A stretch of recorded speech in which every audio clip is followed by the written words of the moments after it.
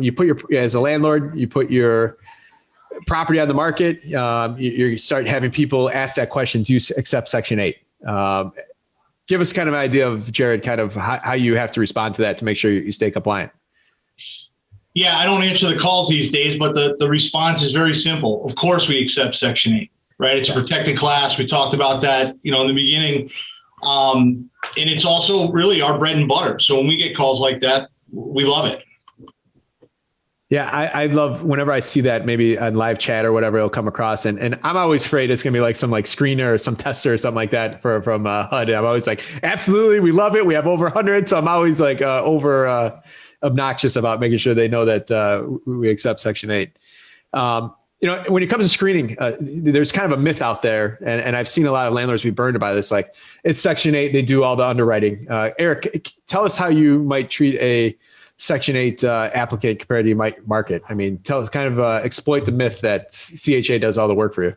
Well, no. So yeah, what I do is, first of all, I ask them, what they're looking for, and understand, because here in Chicago, you 2-bedroom, 3-bedroom, 4-bedroom voucher, and that's associated with how much money you're going to get for the tenant, right? So depending if I have a 3-bedroom place or a 2-bedroom place, the first question is, what are you looking for? And then also kind of how many bedroom voucher you are, right? Just to see if everything we're looking for is compatible, right? Because it has to be a win-win on both sides.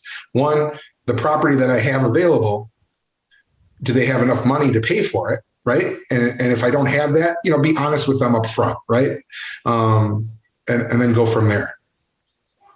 So an example of that is if you have a 4-bedroom voucher or 4-bedroom single family you might be trying to rent, and you're trying to get $1,500, and someone with a 2-bedroom voucher shows up, they're never going to get approved for enough rent. That's kind of what you're saying, right? Correct. Right. So, and then that house is too big for them as well, right? Like, well, they could fit in it perfectly, but yeah, the rent will never get there.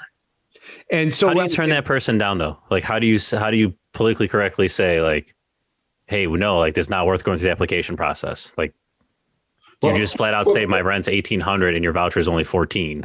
Yeah, I do, right? Like, because they know what their max, like a 2-bedroom voucher is $1,253, right? Like, that's the max of all maxes, right? Section 8 is going to tell you, even though that's their max, doesn't mean you're going to get that amount of money, right? There's so many different things that take into account: the area of it, what's the rents going around there.